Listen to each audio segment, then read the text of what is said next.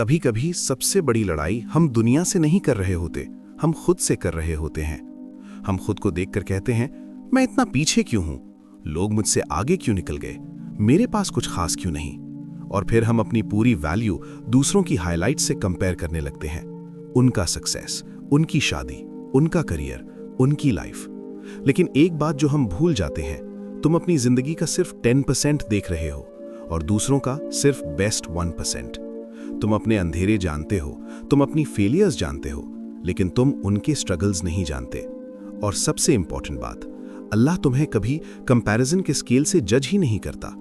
कुरान में अल्लाह फरमाता है, हमने हर इंसान को उसकी अपनी कोशिश के मुताबिक पैदा किया। सूरह नज्म। मतलब तुम्हारा पाथ, तुम्हारी टाइमिंग, तुम्हारा स्ट्रगल यूनिक है। तुम लेट नहीं हो, तुम रॉन्ग नहीं हो, तुम बस अपने प्रोसेस में हो। दुनिया तुम्हें देखती है तुम्हारी सैलरी से, तुम्हारी लुक से, तुम्हारी अचीवमेंट से, लेकिन अल्लाह तुम्हें देखता है तुम्हारी नीयत से, तुम्हारे सब्र से, तुम्हारी वो कोशिश से जो कोई नहीं देखता।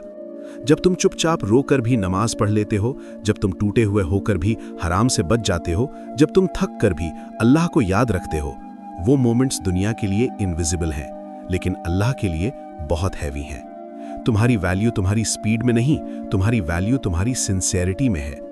हो सकता है तुम अभी फेमस ना हो सकता है तुम अभी रिच ना हो सकता है तुम अभी सेटल्ड ना हो, लेकिन अगर तुम्हारा दिल अल्लाह के साथ है तो तुम ऑलरेडी विनिंग हो। याद रखो, जो चीज़ तुम्हें लेट मिलती है वो अक्सर स्ट्रांग मिलती है।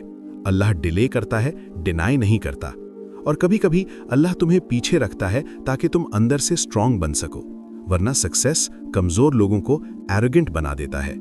इसलिए अपनी जर्नी को मत कोसना, अपने वक्त को मत लानत देना।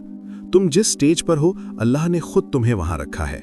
और जब अल्लाह किसी को खुद ग्रो करवाता है, उसका कंपैरिजन दुनिया के किसी इंसान से नहीं होता। उसका कंपैरिजन सिर्फ उसके पुराने वर्जन से होता है। तुम दूसरों से कंपीट नहीं कर रहे, तुम अपनी रूह के बेटर वर्जन बन रहे हो। और ये प्रोसेस स्लो होता है, लेकिन रियल होता है।